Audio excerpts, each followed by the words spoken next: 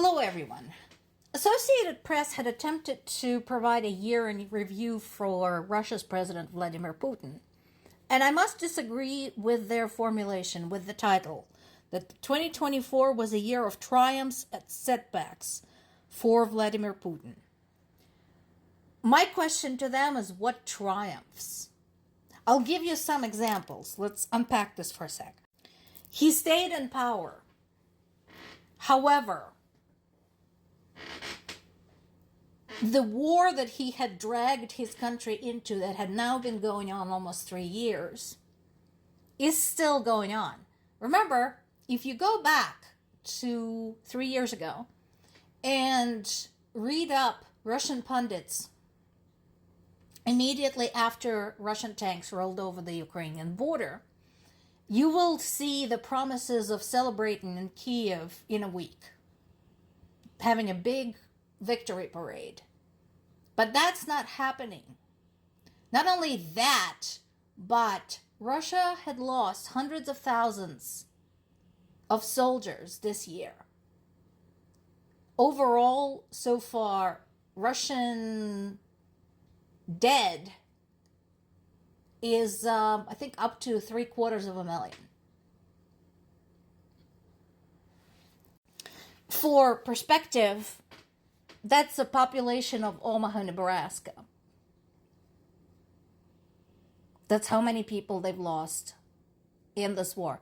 Moreover, they have lost more soldiers in this war in 3 years than in any military conflict since the end of World War II, including Afghanistan, where they sat for over 20 fucking years. Do the math.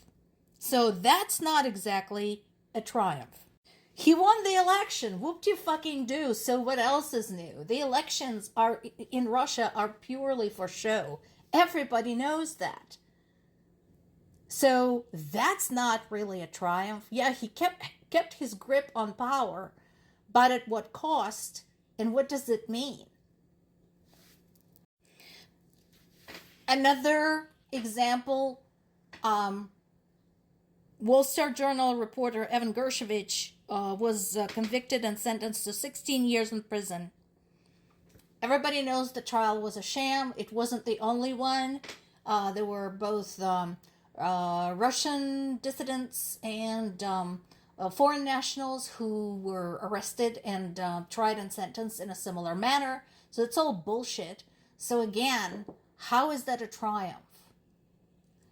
When Syrian government fell and Assad called for help, Putin couldn't do a damn thing because he was too preoccupied in Ukraine.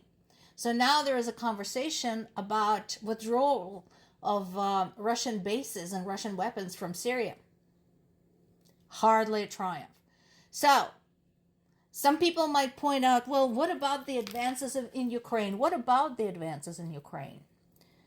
I agree. Yes, Russians have taken some Ukrainian territory and have taken back some of the territory that Ukrainians have invaded back in the summer in the Kursk region. But at what cost?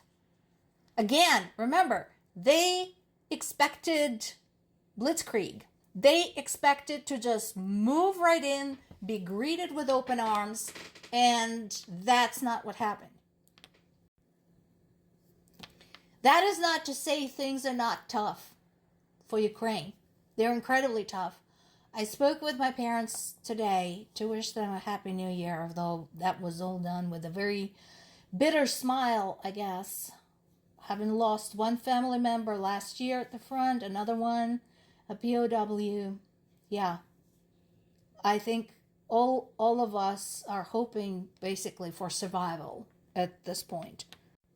But again, at what cost? And, by the way, those of you who were prognosticating that Trump was going to end this war before the New Year's, well, it's December 31st.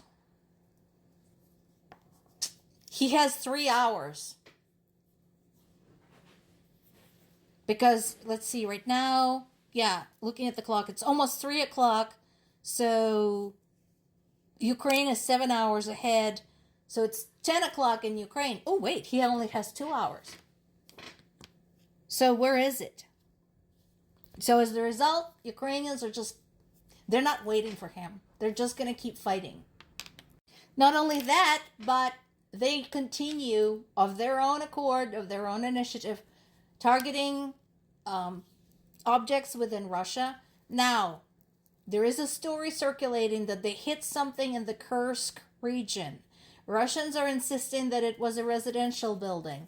I want this confirmed by someone else. Because once again, I don't believe them for a fucking second. Chances are it was army barracks or a factory that has military importance or something like that. Because Kursk region, remember, has been a hot spot for a while now. And Kursk region has been used to siphon weapons, supplies, and soldiers into Ukraine because it's so close.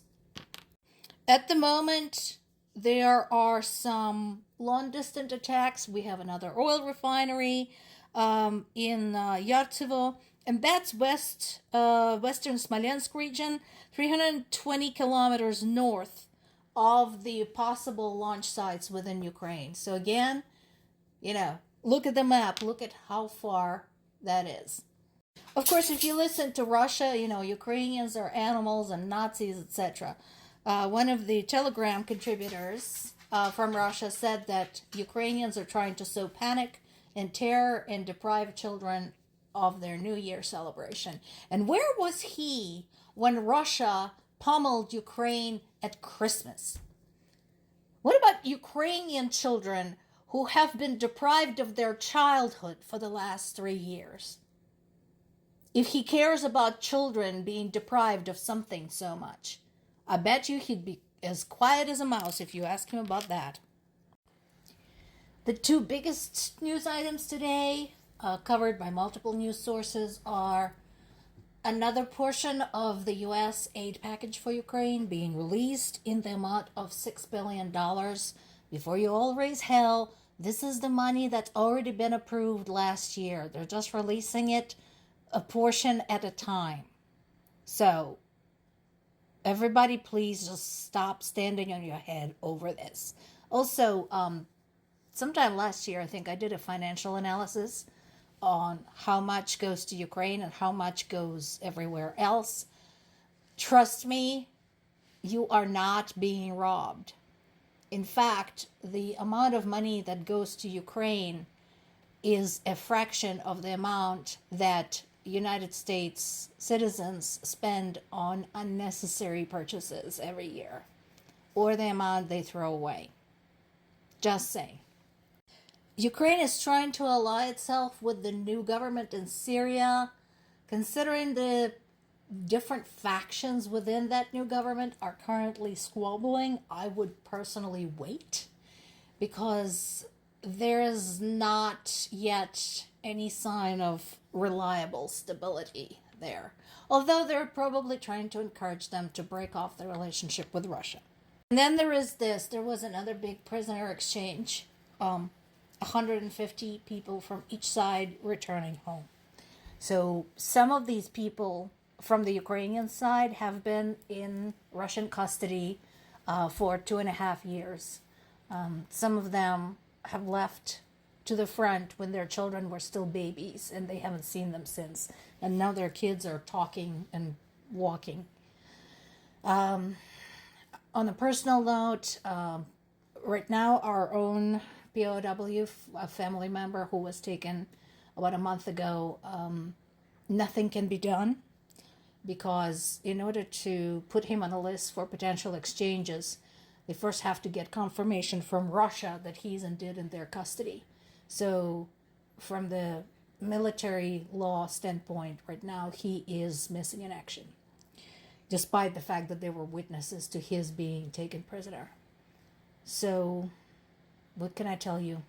It's New Year's Eve, and all we can do is hope.